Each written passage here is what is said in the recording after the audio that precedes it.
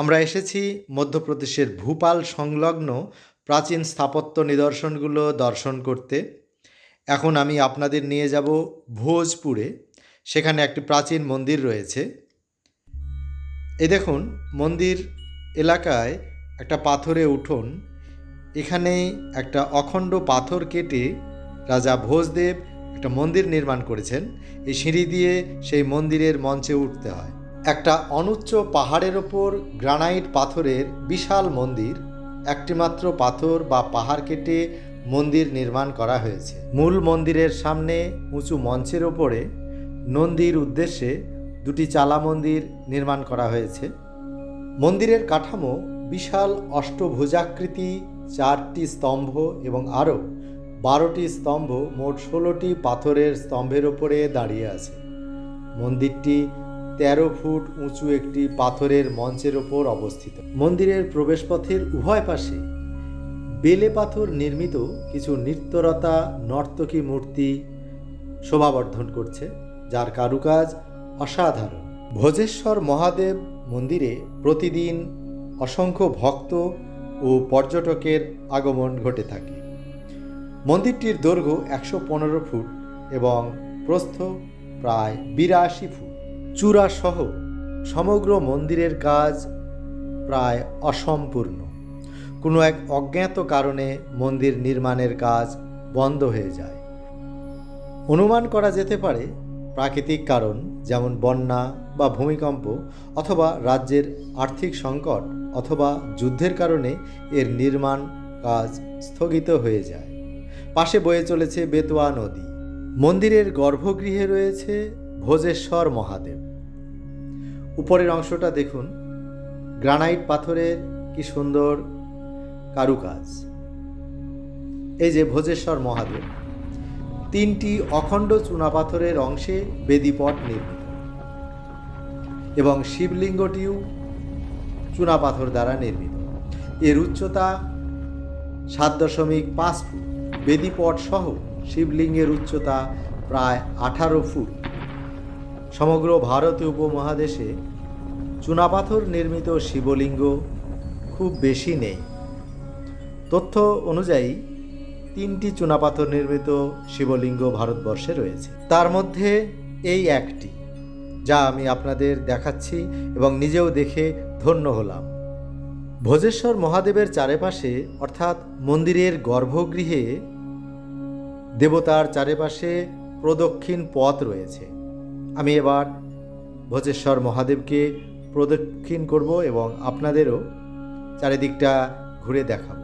এই দেখুন, কলামগুলোর উপরে গ্রানাইট পাথরে কেমন সুন্দর কারুকাজ। এই চূড়া, ভেতরের অংশ এটা। ভোজপুর গ্রামের ভোজেশ্বর মহাদেব। এই মন্দিরকে ঘিরে দুটি স্থানীয় লোককথা প্রচলিত আছে।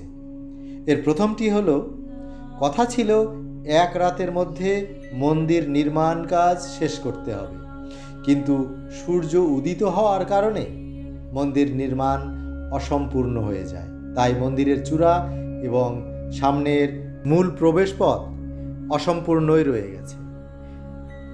অপর লোককথাটি হল, মহাভারতের যুগে কুন্তী সহ পঞ্চপাণ্ডব বনবাসকালে এখানে এসে অতিবাহিত করেন এবং পঞ্চপাণ্ডব মাতা কুন্তী দেবী এই ভোজেশ্বর মহাদেবের নিত্য পূজা করতেন।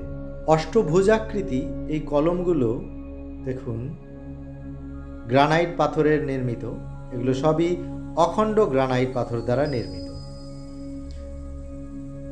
সুউচ্চ মন্দির কাঠামোকে এই কলমগুলো ধরে রেখেছে এবং কলমগুলোর শীর্ষদেশ সুন্দর কারুকার্য খচিত। ভোজেশ্বর মহাদেব চুনাপাথর নির্মিত, অসাধারণ। মহাদেবের গায়ে দেবনাগরী হরফে কিছু লেখা রয়েছে। পারমার রাজবংশের রাজা ভোজদেব তাঁর রাজত্বকাল 1005 খ্রিস্টাব্দ, মতান্তরে 10 খ্রিস্টাব্দ থেকে 1055 খ্রিস্টাব্দ। অনুমান করা হয় তার শাসনকালে 1030 খ্রিস্টাব্দে ভোজেশ্বর মহাদেব শিব মন্দির নির্মাণ করা হয়। মন্দিরের সামনে দাঁড়িয়ে শুধু বলতে ইচ্ছা করে, কি অবিশ্বাস্য স্থাপত্য নিদর্শন। যাই হোক, ভোজেশ্বর মহাদেবকে সশ্রদ্ধ প্রণাম জানাই। মন্দিরের চারপাশটা এবার আপনাদের আমি একটু ঘুরে দেখানোর চেষ্টা করছি। সমস্ত মন্দির কাঠামো গ্রানাইট পাথর দ্বারা নির্মিত। মন্দিরের এটা সামনের দিকটা, এটা দক্ষিণ দিক। মন্দিরের উত্তর দিকে রয়েছে গ্রানাইট পাথর নির্মিত একটি মকর মস্তক। এর মধ্যে রয়েছে জল এবং দুধ নির্গমনের প্রণালী দেখুন। এবং মন্দিরের উপরের দিকটায় রয়েছে দুই পাশে দুটি ঝুল বারান্দা, যদিও এই ঝুল বারান্দায় আসা যায় না। ঝুল বারান্দা দুটির কারুকাজও অসাধারণ। ভোজেশ্বর মহাদেব মন্দিরের সামনের দিকে যে প্রবেশপথ রয়েছে তার উচ্চতা ৩৩ ফুট। মন্দিরের চারপাশে বহু গ্রানাইট পাথরে খোদিত অসম্পূর্ণ দেবদেবী মূর্তি, পদ্ম, শঙ্খ, স্বস্তিকা চিহ্ন, ফুল ইত্যাদি পড়ে রয়েছে। এখানে বেশ কিছু প্রাচীন শিলালিপি আবিষ্কৃত হয়েছে। মন্দির চত্বরের পাশে ৩০০ জন শ্রমিকের বসবাসের জন্য বাসস্থানের চিহ্ন পাওয়া গেছে এবং ২৪ জন নির্মাণকারী বা রাজমিস্ত্রির নামের একটি তালিকাও পাওয়া গেছে।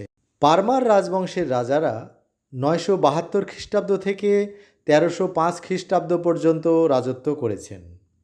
তাদের রাজধানী ছিল মণ্ডপ দুর্গ বা মান্ডু, আর এই বংশের শ্রেষ্ঠ রাজা ছিলেন রাজা ভোজদেব।